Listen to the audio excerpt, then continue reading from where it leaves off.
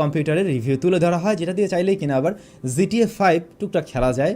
আবার আপনি চাইলে তো লাস্ট 15 দিন যাবত আমরা এটাকে একদম রিফায়ার খেলেছিলাম এবং রেগুলার যেভাবে ব্যবহার করতে হয় সেগুলোও করেছিলাম। এর মূলত মেইন কারণ হলো বহির্বিশ্বে বা সারা বিশ্ব জুড়ে প্রসেসরের দাম বেড়েছে। তো ভাই লোক, এই হচ্ছে আমাদের আজকের রিভিউ ইউনিটটি। 20-22 হাজার টাকা বাজেট অনুযায়ী এর কেসটিকে মেনে নেওয়ার মতো অবশ্যই। এখানে আমরা তিনটে RGB ফ্যান পেয়ে যাচ্ছি, দুইটি রয়েছে সামনে এবং একটি রয়েছে পিছনে। আর এর সাইডে কিন্তু আমরা ট্রান্সপারেন্ট, যেহেতু আপনি ভিতরে লাইটিংগুলো সব সুন্দরভাবে দেখতে পারবেন, খারাপ লাগবে না এটাও।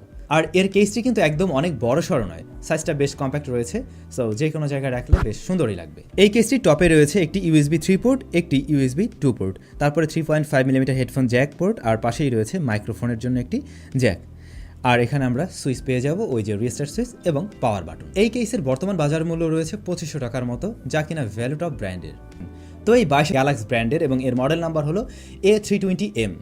আমাদের মাঝে যারা কিনা, এরপরে এখানে রয়েছে 128GB M.2 SSD, যা কিনা 500 Mbps স্পিডের, আর এটা Fujitsu ব্র্যান্ডের। As always, we're going to walk you through all of the parts that are featured in this rig and show you why they're in there and what's hot and what's not. This case is the CK500. It comes in black or white, and this is one of those ones that you can have with. Everyone's going to agree that's absolutely fine, but I would definitely want RGB in my system. Pluses from Deepcool, and I like these because they're not the absolute best ones out there, obviously.